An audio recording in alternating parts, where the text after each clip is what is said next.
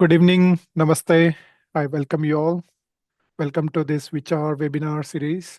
It's a weekly webinar where it's a initiative of FIAV, Federation of Indian Associations of Victoria.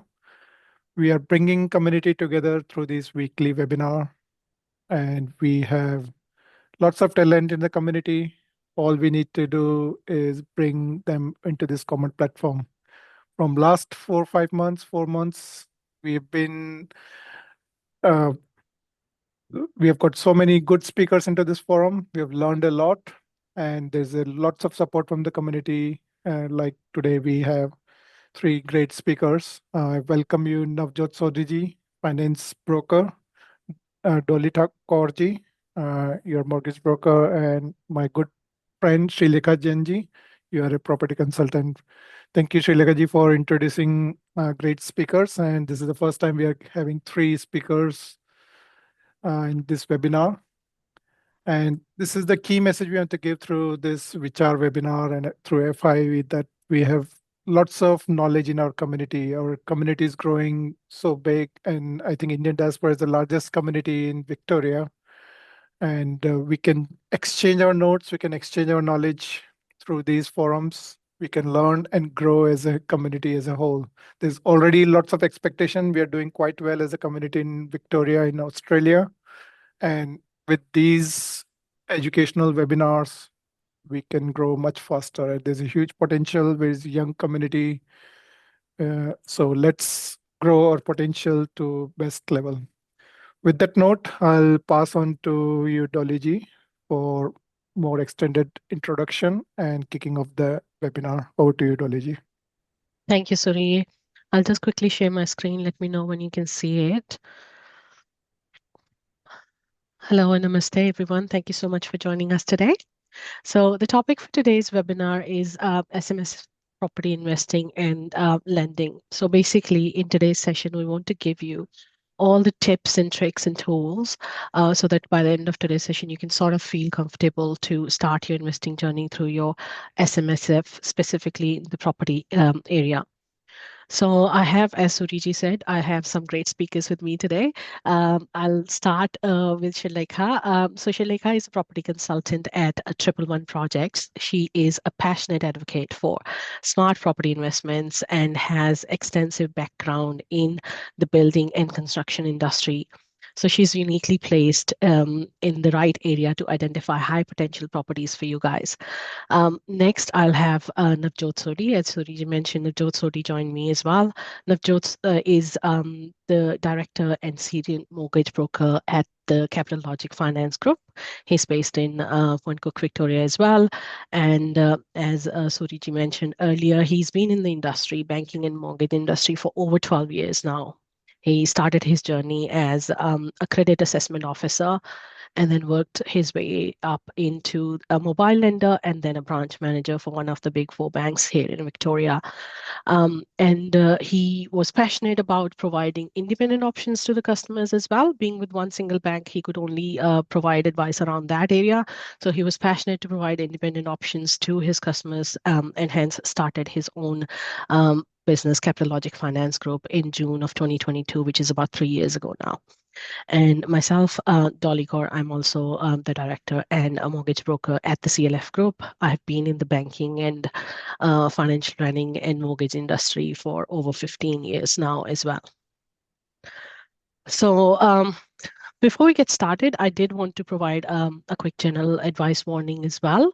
Obviously, the information that we're presenting today is general in nature. It does not take into account any of your personal circumstances, goals, needs, and objectives, or financial situation. So before you make any decisions or act on any of the information that we're providing you today, please make sure that you consider your own personal circumstances and seek independent professional advice. So without further ado, let's get started. What we will be covering today. So first of all, we'll cover today what is an SMSF, how the SMSF lending works, and then what are the lenders looking for when you go to the lenders to borrow money to buy property in your SMSF? What are the things the lenders will be asking you for? Navjot will also cover what are some of the key features of the SMSF loans, what types of loans are available to you. Once we cover the lending side of things, Shrilekha ji will provide some information on what types of properties can we buy in an SMSF, and then we'll discover some real-time investment opportunities that Shrilekha ji will be providing more information around. She'll also provide some information on some of the pros and cons, myths to look out for, and then we will have some time for Q&A as well. Of course, if you have any questions while we're covering this content, you can just ask away at the same time as well. So what is a self-managed super fund? We all are familiar with this general super fund whenever you would have started your first job here in Australia. If it is a salaried employment, you would have received some information about a default super fund, which your employer is making the contributions toward. What a self-managed super fund does and how it's different from a standard superannuation fund is that it is a private superannuation fund, which is managed by yourselves as the members of the super fund. It can have an individual member or it can have multiple members as well. I do believe there's a limit of about 6 members in a self-managed super fund here in Australia, but obviously an accountant can provide you more information around that as well. What a self-managed super fund does is that it enables you and gives you the control over how you invest your retirement funds. Obviously, when we contribute into a super, we are doing so with the intention of having enough funds in our retirement. So it gives you a control over what sort of investments can you put your super money into, rather than a trustee deciding for you in what areas to invest in a traditional super fund. You have the control over the money that is sitting in your super fund in a self-managed super fund vehicle, and then you decide where you buy. And some of the things that you can buy, obviously, you can buy various assets, but you can also buy property within your self-managed super fund. For you to start a self-managed super fund journey, you need to have for a self-managed super fund its own tax file number. You obviously need an Australian business number as well and a bank account. Now, please be aware that there are some strict ATO compliance regulations and rules that apply to self-managed super funds as well, because you are now controlling the money, which is strictly limited to the retirement funding. Therefore, there will be some strict guidelines that ATO provides us that we need to abide by. Now, a quick tip I wanted to share here, quick information I wanted to share here was that there's about 30%, approximately 30% of the superannuation assets that are held in Australia are held in a self-managed super fund type of investment. So before, I'll just hand it over to Navjot now, just to talk about the SMS lending, how it works, and the rest of the tips and tricks for you. Before I move on to that, was there any questions so far? I think that 35% is a very large number you mentioned. There's lots of SMSF in Australia. Yes. Over to you, Navjot. Thank you, Dolly. Hi, everyone. So how SMSF lending works.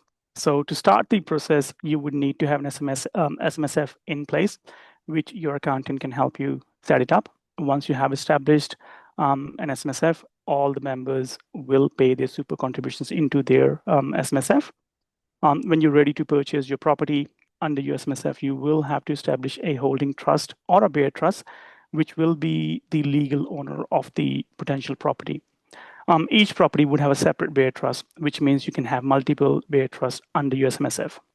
Once you have purchased the property, the rental income will be deposited to your SMSF bank account, and that bank account will be used to make the loan repayments. You can purchase a residential property, a commercial property, or even a NDAS property under your SMSF. So that's the SMSF lending minimum criteria in a nutshell to start the process. Next slide, please. Yep.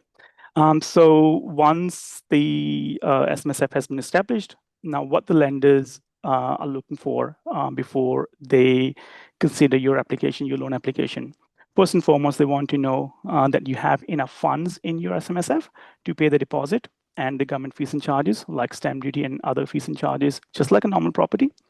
Although there is no minimum amount requirement to open an SMSF, but to use your SMSF to purchase a property, you want to make sure that we have the deposit plus fees and charges amount in your SMSF, depending on the property price.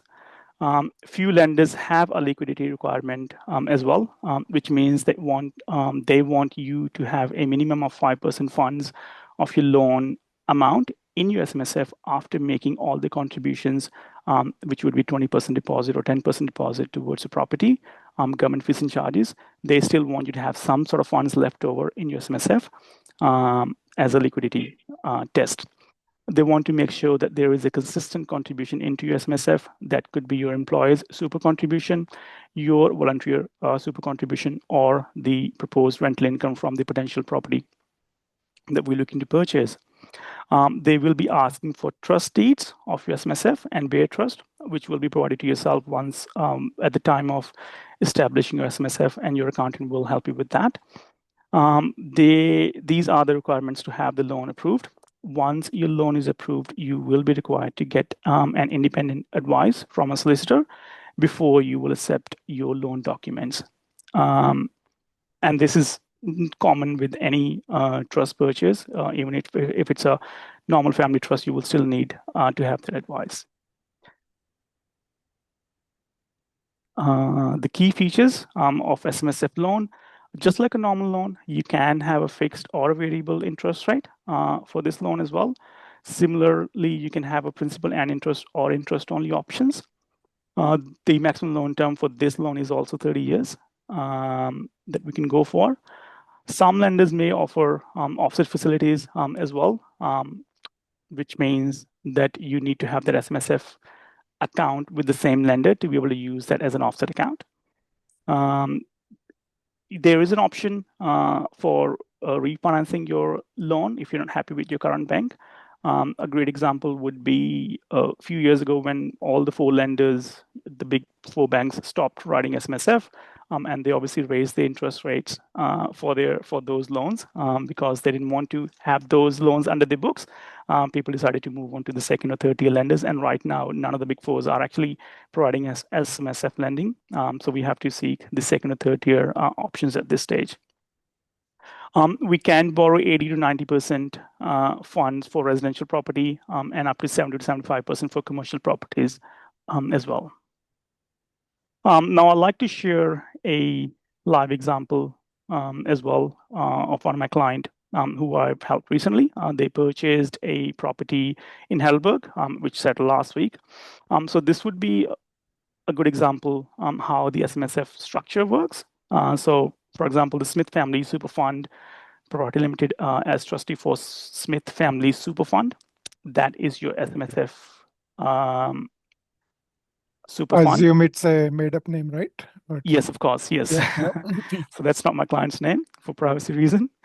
And then obviously the members were Mr. and Mrs. Smith. Now the bare trust is the borrower, which is a Smith Family Custodian Trust or a bare trust. They decided to buy a property in Heidelberg. The property price was $612,000. They wanted to pay 20% deposit, so the loan amount was $489. Deposit amount was $122,000. Their super balance was $205,000 after making the deposit and the stamp duty contribution, which was around $38,000. They obviously still had around $35,000, $40,000 left in their super fund. From this property, they were making around $650 rent on a weekly basis, which is $2,800 approximately a monthly. Now, the member one, who was the male applicant, his monthly contribution was around $1,100 to the SMSF. Member two, the wife, she was contributing around $321 to the SMSF on a monthly basis. The total monthly contribution after including the rental income was $4,272. And the loan repayments for the loan amount at $489 is approximately $3,157. So they were easily making the loan repayment after the rental income and their personal contributions. And this was their first property in the SMSF. Now, I'm sure that you guys obviously want to know what are the options you have, what are the properties out there which are available for you to invest in. I'll hand it over to Shrilekha ji to discuss. Can I ask Mhm. just a couple of questions which have been Sure, left? yes, please. Yep, sorry. In a very plain terms, can you describe what is bare trust? So the bare trust is, we can also call it a holding trust as well. So the SMSF is the super fund where we deposit all our super contributions and the rental income is. If you want to buy a property, you want to establish another bare trust or holding trust to hold that property, which would be the legal owner of that property. The name on the title would be their bare trust name. Now, if you want to buy a second property, obviously you will have to establish a second bare trust to buy the second property. You can only have one property under one holding trust. So you can definitely buy multiple properties. So your SMSF fund is the actual fund Trust. first Trust. Yeah. trust. And then underneath that, you can have multiple bare trust for each property. So the main parent SMSF cannot be the owner of any property. No. Yep. I'm just reversing the presentation to a couple of slides back, just to talk about that as well. So as you can see on this slide, it talks about limited recourse borrowing arrangements. So within Australia, when you're borrowing for any types of assets in a self-managed super fund, and specifically talking about property here, you want to have a limited liability as well. So having that bare trust the property, what that does, it limits the liability to that property only. For example, if there is a defaulter on the loan, or if there is, for whatever reason, if the banks or the lender wants to talk about any defaults, the liability is limited to just that bare trust, and hence the property is held in. So what that means is, because the main self-managed super fund is not the owner of that property, any other assets held within that trust are protected. Yes. Only that legal entity, the bare trust, which holds the property, has the liability to meet the lending requirements for that property. So it also protects you in a way that the property is held in a bare trust. Yes. And who is the guarantor here, lender? Who is the lender here? SMSF, right? The guarantors would be the members of that SMSF, because they will be the trustees of the bare trust as well. Yep. Thank you. And the second question, Navjot ji, I had was, what was the, if you can explain in simple terms, why Big Four walked away from SMSF lending? Because the SMSF has a lot of compliance, and they don't want any issues have to deal with those compliance. They decided to not write these loans. They used to write loans until I think 2017, 2018. With the bank I was working for, we used to write loans under SMSF until that time. And then we stopped because of all the compliance, all the complaints they had to deal with. They decided not to sort of deal in this market. Yep. And there's a question from the chat from Kaushik Voraji, is that if you go to tier 2 and 3 lenders, what is the rate of interest and stamp duty saving under 700K? Does it apply or not? So the first question, what is rate? And so rates for SMSF, again, it is a very competitive market as well, even in tier 2 and tier 3. So we do have different lenders providing different interest rates. So at the moment, approximately, we're sitting around 6.5, 6.65 for residential, versus what we are paying for our normal property is 5.74, 5.6 at the moment. So we can actually negotiate with different banks as well in terms of the interest and charges. One thing I like to add on to that as well with the SMSF lending is that there's a lot of fees and charges involved with different lenders. It can go anywhere up to $1,500 to have an SMSF loan established with the bank. So that would be another key point to note when we are choosing the lender, not just the rate, but what the ongoing cost or that established cost is as well. And in regards to the second question, sorry, if you can repeat the second question, please. Is there any stamp duty saving option available to SMSF for under 700K property? The simple answer would be no, because the stamp duty saving is for the first home buyers or an owner occupied property. And for SMSF purposes, you cannot live in your own property. That's purely for investment purposes. This is possible to run your own business if you're buying a commercial property under SMSF. So you can have an owner-occ commercial property, but in that instance as well, you will be paying a rent to your own SMSF. So you can have an owner-occ commercial property, but not a residential property. So there won't be any stamp duty concessions. Yep, thank you. And last question from Sudhirji is, which are the banks lending for the properties in SMSF? There are many banks, but for example, Bluestone, Think Tank, Granite, BC Invest are one of the few of the examples. First Mac. Yep. So we have quite a few on the panel that we can go to. Even though Big Fours are not lending, there's quite a few other lenders providing lending for SMSF investment properties.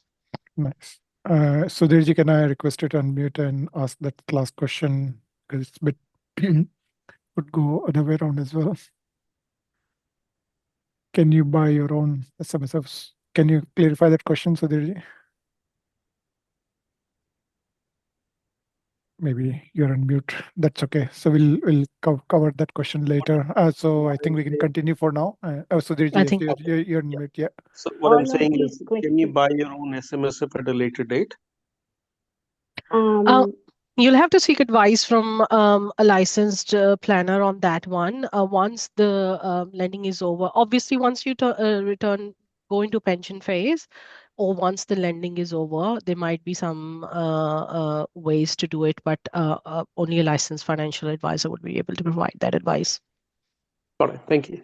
Thank you, Sudhirji. Let's continue, and next slide will cover Kaushikji, your next question. So let's continue. Yep. So there onwards. Yep. Please. Well, thank you so much, Dolly and Navjot, for informing on the different types and strategies to do the lending, and also the type of structure we could form. It is a hot topic nowadays, and buying properties is always exciting for everyone. As much as exciting it is, SMSF holds a huge responsibility in managing your own funds. Second, managing your own property funds. So there are types of properties which people should consider to purchase. Here I've put some ticks and crosses. The ticks are the new homes, apartments, townhomes, granny flats, NDIS, again subject to SDA provider, co-living, again subject to property managers, commercial property, and dual income property. Now, new homes could come across as a house and land package. There was someone requesting a question on if a house and land package or off the plan can be a purchase. It definitely can be, as long as it is a single contract house and land package. What I mean by single contract is land contract and the house contract both put together has to be one contract, and it has to be under one entity, which is when it becomes a single contract and turnkey contract. Turnkey contract would simply mean that after the construction of the property, there are other expenses held on to that property, like the fencing, driveway, front landscaping, rear landscaping, letterbox, clothesline. All of that needs to be included in the purchase price of the property. It becomes a turnkey solution. So that's new homes. Apartments, again, are a very strong SMSF investment. There are granny flats nowadays that people are actually holding on to, putting in their SMSF also as a property because it generates income. Then we have NDIS. Of late, for the last 6 to 8 months, NDIS has been slightly quiet because of the different changes that government has made into the scheme, and funding has become difficult. But having said that, NDIS is a very, very strong SMSF opportunity. We have co-living, which I will obviously go through fewer slides to inform what a co-living looks like and what are the things that you need to look out in a commercial property and what a dual income property could look like. But these are the types of investments generally I would recommend for an SMSF investing. However, the big no's are knockdown rebuild, old property that may require maintenance, heritage listed properties, Airbnb, and land. Now, clearly, knockdown rebuild is the reason being sometimes the estimation of the builder, the timelines of the builder, by the time the property gets built or by the time the property gets decided to knock and build, there are a lot of ifs and buts. And in SMSF, those ifs and buts don't work, which is why knockdown rebuild is not considered a good investment under SMSF funding. Then similarly goes for an old property that may require maintenance, because maintenance can be occurring and reoccurring, and SMSF funding needs to ensure that the funds are available to address the issues of that particular property without having to affect, otherwise the person has to fork out from their own personal savings in order to maintain that property. Heritage listed property again is with similar issues. Airbnb again, the reason why it is not considered as a good investment under SMSF is purely because of its nature being vacancy rate, maintenance, and also the property management fees are very high. So there is quite a lot of outgoings rather than incomings, and its nature of subject to many things, which is why Airbnb is not considered as a good opportunity. Again, land is partially a property that may improve in its equity, but it doesn't give you income by itself. So hence why these properties are not considered as a perfect opportunity for SMSF. Now, when we go for a brand new property, some of the key highlights that I would recommend are very highly SMSF friendly because they meet ATO compliance. It's a new property. There are no renovations required. There are plenty of depreciation benefits. The rental yield is very attractive in a new home. And then there are builder warranties, there are guarantees attached to it. So the bank is covered from every sense, the trust is covered from every angle. It is backed for from 7 years to 10 years of warranty. It is a turnkey ready product, which means that there is no additional expenses to maintain that property in terms of, fencing, landscaping, and things like that, even blinds, etc. There is huge capital growth potential. So most of the brand new homes that we find are in growth corridors. When I say growth corridors of Melbourne, example, you're looking anywhere upwards Point Cook to all the way to Melton and further down. So, and if you were to consider north, you're looking at anywhere from Epping, Craigieburn, Nichollen, Sunbury. Huge amount of developments are happening. Even regional areas, in that matter, great amount of growth is happening there. So in that growth,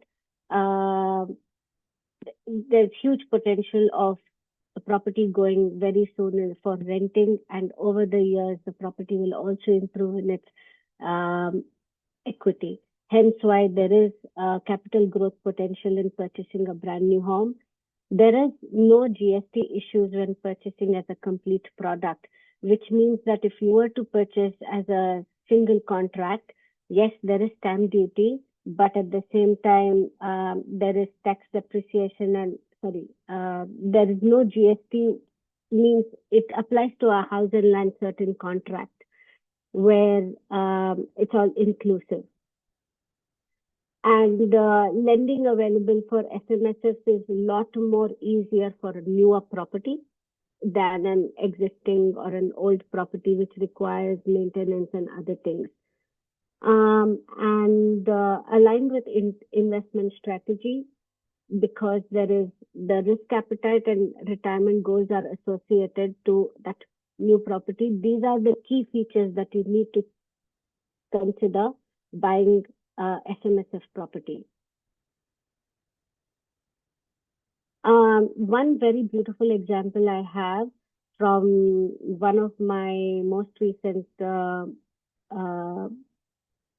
builder talks was this particular co-living house and land package in Shepperton. It talks about the lot number. It gives you an address. The fixed price contract is $726,180. The land size is 670 squares, and the house size is approximately 19.5 to 20 squares. The rent you're looking at is $1,040 per week because it's got 4 bedrooms, 4 bathrooms. So co-living is pretty much like a room sharing type of a business. And in this particular growth corridor region, co-living has become very, very popular. Estimated rent here is $260 per room. And Navjotji, I would like to get your inputs on what the lending criteria will be and what the repayment will be if the person put 20% deposit on this type of a property. Sure. If we take this as an example, the property price at 726, the 20% deposit for this property would be around $145,000, and the loan amount around $580,000.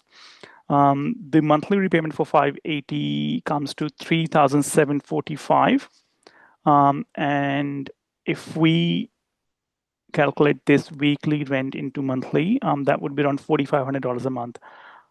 So this property is actually a pretty good positive gearing property, which exactly what we want in SMSF.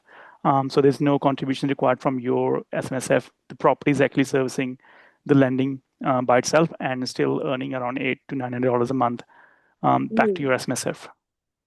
Wow, that's phenomenal. $800 every week on week if you were to get for 30 years. That's fantastic.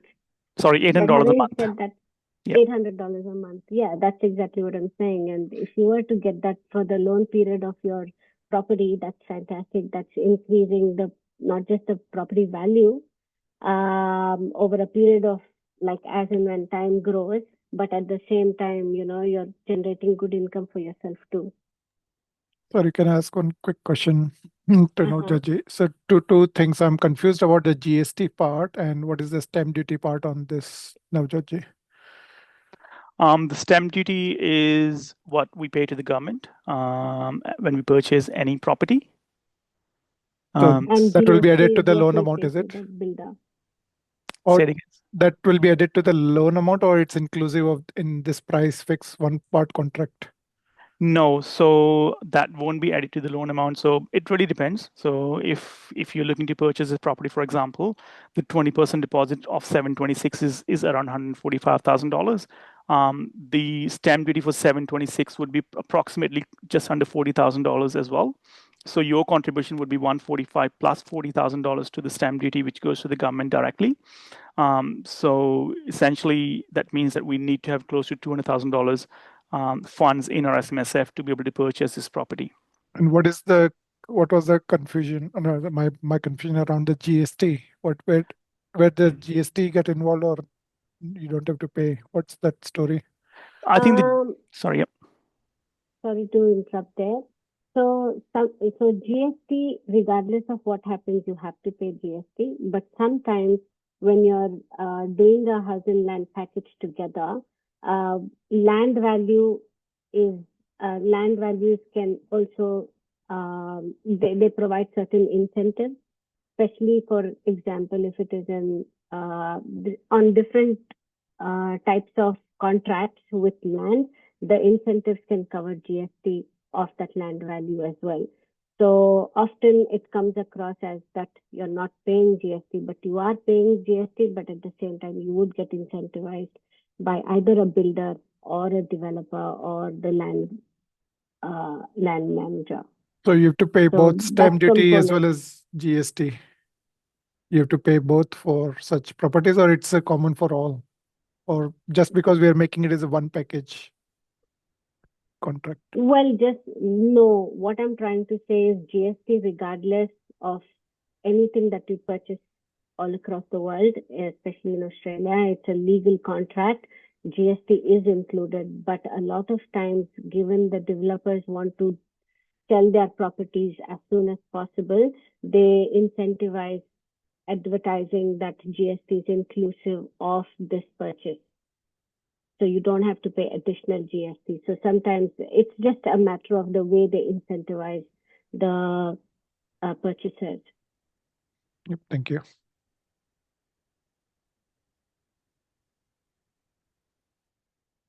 Another interesting one that I thought would be a good example is apartments. A lot of apartments are also being purchased as SMSF investments. For example, this particular apartment is priced at 720,000. It is 2 bedrooms, 2 bathrooms, 1 car, and it gets a rental yield of It gets the rental per week of $780. It comes across as a very high rental yield that can cover expenses, and expenses can be also like the OC and other expenses that other small expenses. What do you think about this, Navjot, in relation to purchasing this type of apartment with 720 and having a rental yield of 780? Yeah. So in this particular example, the purchase price being at 720, the loan amount after paying 20% deposit, which is $144,000, would be $576,000. The loan amount. The approximate repayment on 576 would be around $3,700, and the 780 per week rent comes to around $3,380 a month. So in this scenario, the mortgage repayment is $3,700 and rental yield is $3,300, $3,380. So just approximately $350 would be going towards the rent out of your pocket or out of your super contribution, obviously, which you're making into your super fund anyway. Yeah. So the reason why I chose this example is not necessarily every property is positive gear. There are often, we find properties on the market that are negatively geared, and yet they become good options to consider for SMSF. Especially in this case, we may think that, apartment may not necessarily grow in its value over a period of years, but the passive income that comes from the rent from an apartment is often considered as a set investment, and the fact that it is generating income year on year for you without having much equity grown is still considered as a good SMSF option. So not all positive geared properties are SMSF options. Sometimes negative gearing, and if you are able to fork out from your own towards that property, then that's also considered as a good one. Now, in terms of also looking at SMSF properties, location becomes a very, very important factor. Hence why I've chosen this particular property that I took this morning from realestate.com. It is from Gold Coast. And Gold Coast being the location what it is a traveler's hub. Yes, it is. But very few of us know that Gold Coast is actually very tiny in its land size. So one side it is covered with sea and one side is mountains. So the leftover is, very less. And many developers actually love purchasing properties in Gold Coast purely because it will only increase in its value. So sometimes you have to be very smart in picking and choosing your location as well. Now, in this particular instance, again, it is an apartment, but it is a dual income generating property. When I say that, it says it is dual key apartment, 2 incomes, which means that there is one entry from here and then there is another entry from this side of the property. And it secures 2 car parks parallel to each other, unique investment opportunity, holiday letting pool available for investment opportunities, 2 separate apartments, a lockable 1-bedroom apartment and a studio apartment. 1-bedroom apartment with full-size kitchen and the second one with kitchenette. Both comes with private balconies. Hence why I've put this master bedroom here with 2 separate balconies, offering ocean, city skyline, and beautiful views, air conditioning quality, blah, blah. But what I'm trying to say, highlight here is anything that brings you dual income, like a co-living property or this property, or generating an income like from rent, like an apartment, or even in a growth corridor, a small house. All of these are actually positive type of SMS properties that one should be aware of and one should look for. Another very beautiful option that many people do choose is commercial property. Now, what you could do with a commercial property is it involves a business, and business can be a wellness center, it can be any type of a warehouse, office, shop, whatever you may think of. You could purchase this as part of from your SMSF funding and lease it to your own business or to a third party. Again, there are certain rules that apply, like arm length lease agreement. What arm length simply means is that you need to ensure that the people you're leasing to, it is documented, it is timely maintained. It should not be that you're giving it to your family, friends, or anything of that sort. So, purchasing a commercial property has a very positive income streamline for an SMSF type of funding. So it says here this is one of the most common and compliant SMSF business strategies. You can use your SMSF to purchase a commercial property and lease it to your own business or a third party. This lease is at market rent. A formal arm's length lease agreement is in place, and all payments are made on time and documented. So these are this is another very beautiful SMSF property option one should consider. There are a lot of myths that people have about SMSF. One is just like how Sodhi asked, if you can live in your own SMSF property. The reality is no, you can't live in your SMSF property. You can't have your relatives or any related parties while it is owned by the fund. Only when it reaches a particular stage like a pension phase or there is no loan associated, then you could ask your finance planner as to how you could utilize that property in what manner, and then it is up to your decision. Then the myth 2 is SMSF property is a tax-free haven. Well, the reality is while SMSF have favorable tax rates like 15% in accumulation, that is while it is in current state, and potentially 0% in pension phase, they're still subject to capital gain tax, income tax, and compliance rules. Myth 3 is you can renovate freely. If the property you have purchased is using borrowed money, which means a bank has given you the funding for it, and it is through LRBA, which is limited recourse borrowing arrangements, you cannot make major improvements. Only maintenance is allowed. And the fourth myth is SMSF property is a guaranteed investment. Well, like any other asset, property carries risks. There can be vacancies, market downturns, There can be legal issues that impact returns.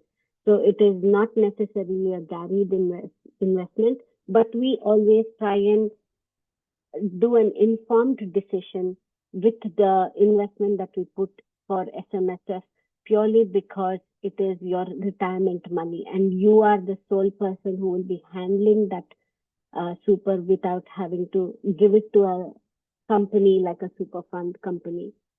So these are the 4 myths. There are certain cons that we have prepared as well. Can I ask a quick question? The previous screen. Yeah. When you say in myth number 3, you cannot renovate freely. What about the granny flat? If there's enough land in the backyard, and if you want to put a granny flat to make it a dual income, can that be done as an investment from your residual balance from your super fund? 100%. You can build a granny flat.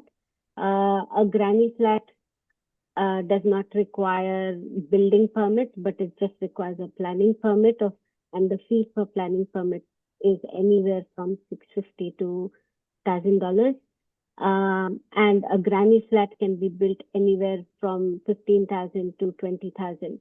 So you have to be sure that your super fund carries that amount of extra money in order that to cannot be refinanced. That part cannot be refinanced. Refinanced, I don't believe so. I'm not really sure on that part. What do you think, Navjot? We can refinance. Obviously, the bank would need to do a valuation of the granny flat as well. So if we are happy to provide the construction cost for the granny flat, if it's going to be more than $20,000, and obviously we'll be providing the rental appraisal as well for the granny flat, we can definitely borrow money from the bank for that as well. And thank you. And if I reverse the question from Sudhirji, and that and as you described in one of the myths as well, that you cannot live in the SMS property, or you need to have arm's length distance. But can your SMSF buy your own existing investment property? No, my personal investment properties right now, can I transfer it to my SMSF? Can my SMSF buy my own investment property? No, you can't. You can't have your own property as part of your SMSF. No, not the house where I'm living, but where I've got investment property. I want to transfer few so that I can free up my servicing on my personal liability and transfer it to my SMSF, my investment. My understanding would be that you can, but obviously you will be paying another stamp duty. That is true. Yeah.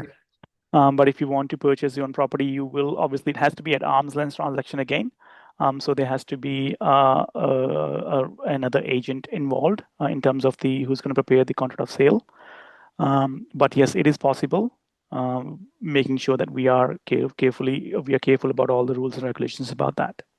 I want to add that as well. I think we keep saying this term arm's length agreement involved. What that basically means is that the transaction is fair and transparent.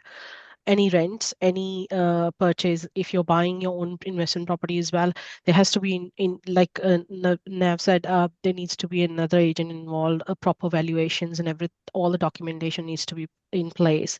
Remember, when you hold your own SMS, you are like Shrilekha said earlier, you're responsible for running it. So that means there will be yearly audits in place as well, so that ATO can verify that the SMSF has been running and operating under the right rules and regulations. So all these things come into play, and hence it's very important to have the right accountant in your corner as well, who's advising you on all these taxation rules and regulations. And you can go to them for certain advice about arm's length transaction before you make any decision of such sort.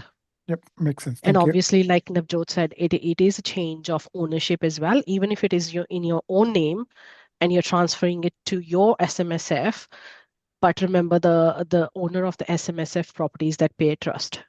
So there is a change of ownership in terms of entity. Definitely. And hence, CGT comes into play, your stamp duties come into play. So please seek independent advice from an accountant before you make any such a decision. No, I just made a hypothetical question, but good to know. Thank you so much. Yeah. We have another slide to go, which I'm also conscious of the time as well. We have little time left. So are there any other questions, Suriji? Yeah, I think there's one. Let's finish Shrilekha ji's slide, then we can cover. Yeah. So a few extra minutes should be fine. Yeah. Well, things to be careful for was the setup costs and ongoing compliance can be high, just as how Dolly ji mentioned that, we need, yes, SMSF is very exciting, but we need to be really super careful of your own responsibilities as well. Like the setup costs are high, ongoing compliances are high. It is your own responsibility, and the responsibility is big. And the strict rules are no personal use for residential property must follow ATO conditions. There are limited flexibility for renovations and risk for vacancy, market changes, and lender requirements are always at the front. So you have to be always aware of how your property is performing. So those are the things to be careful of. So some of the myths that we covered today and some of the things that you need to be careful of, the type of properties that we've covered today, I think, gives a proper insight of what type of purchases you should be inclined towards making towards SMSF. Thank you. It's very useful all from information. me. There was a question from Kaushik Waraji, is that land tax insurance rates, are they subsidized for SMSF or they're same what we pay? Or maybe even They are higher, the same. or maybe higher. Land tax is land tax. Again, in some states there is land tax and in some states there isn't. But if there is, it applies. Just as another standard investment, it applies. And that was on land tax. And what else was there? Insurance rates, they are not subsidized. You are still not in that pension phase. So all of these still apply. Even if you are in pension phase, certain taxes are 0%, but then any income that you make, you have to pay tax for it.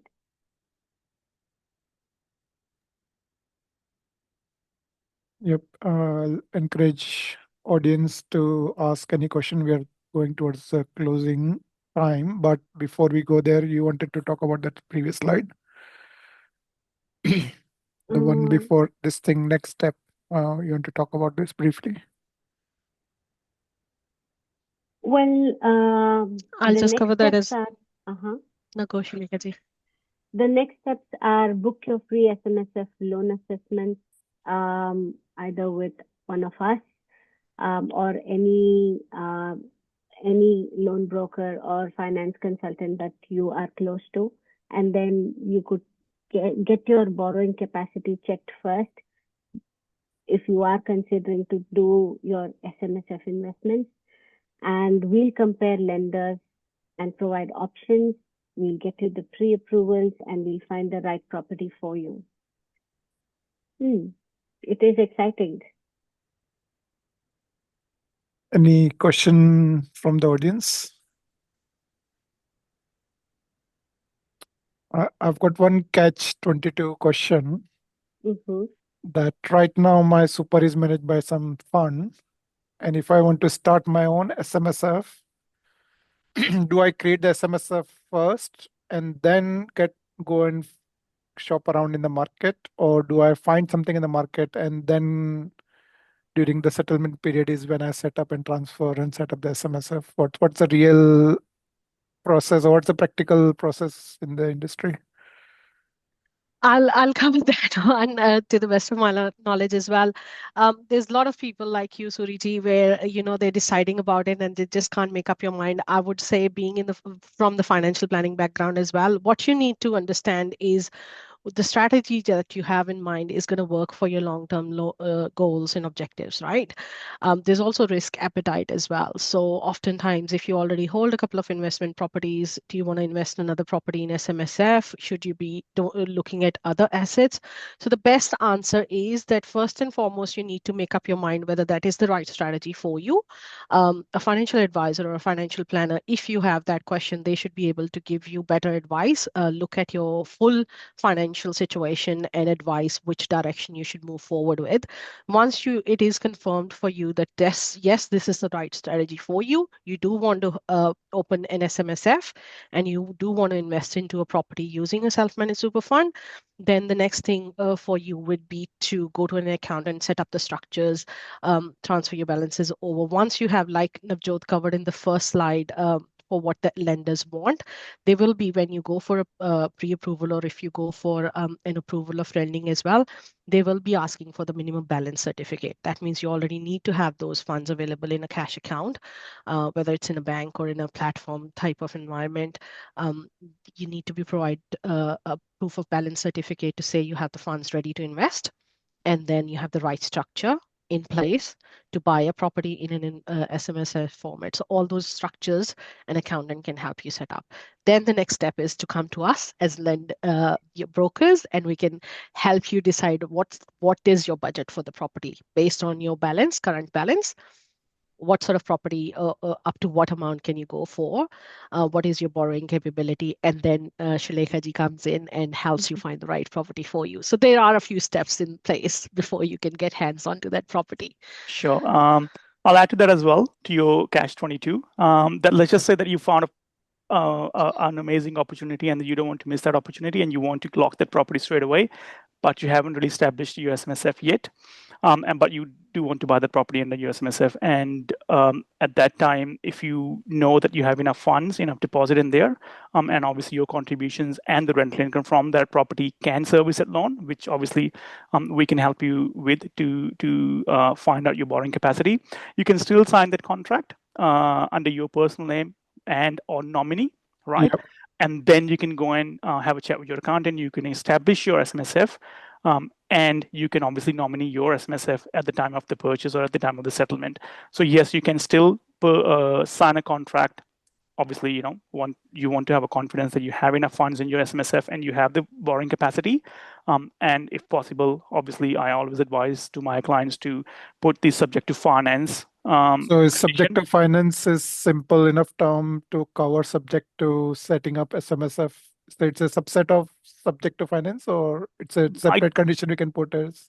I don't think you can put that condition on the contract subject to set up the SMSF, because you're going to sign the contract under your name and or nominee. So that nominee could be your SMSF or anyone else as well. So that does give you a right to get out of the contract and nominate someone else. But subject to finance means that, while your accountant is helping you to set up your SMSF, and obviously we're preparing the applications, we are not bound to buy that property. That could be 2 weeks or 3 weeks. I would say normally would take a couple of weeks for the accountant to make sure that an SMSF is established properly, that we've met all the compliance and conditions with the government as well. So there is a way out if you really want to purchase that property and you know that you have the borrowing capacity. Yep, thank you so much. I would also like to add on that. So say, for example, if you know that you want to buy a property, but you're open-minded to, look for those type of properties, as in like a house and land package in a beautiful development example, either in a regional area or, any of your favorite locations, that you want to buy an estate type of living, a brand new property, then you could even engage a developer at an earlier stage, inform them about your intentions of purchasing an SMSF, and look out for good deals. So that also can be a starting point where you are preparing your mind to purchase a property where you are thinking that, yes, this is going to be a good deal, it's going to be an informed decision.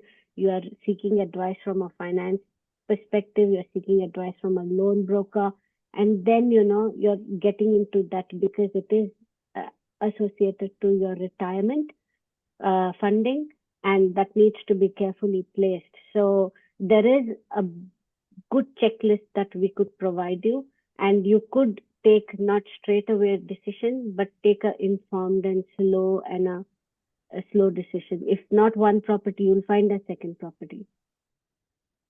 Yep. Thank you so much for all this information. Thank you. No problem. There's one. question from Kaushik Waraji. Does negative gearing apply or losses are tax deductible?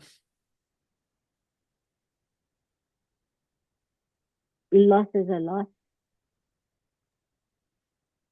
Not against your personal names, because you're not. Nav, you want to elaborate on that? So yes, negative gearing, you don't get any benefit of negative gearing in the SMSF.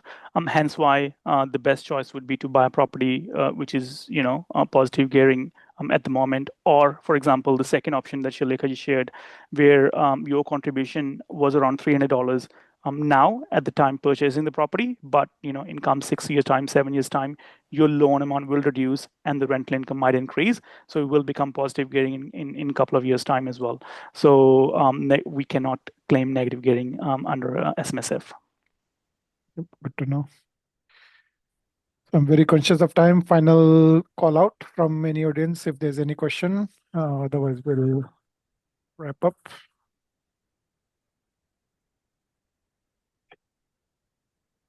So, hello, Soni ji. Yes, please. Yeah, Kagesh, one question that you asked whether you should buy the property first or start the SMSF first. I think a basic question is SMSFs are not set up to buy a single property. SMSF is to be set up purely as one of your investment plans or overall financial, setup plan. It should not be based on starting an SMSF just to buy a property under the SMSF.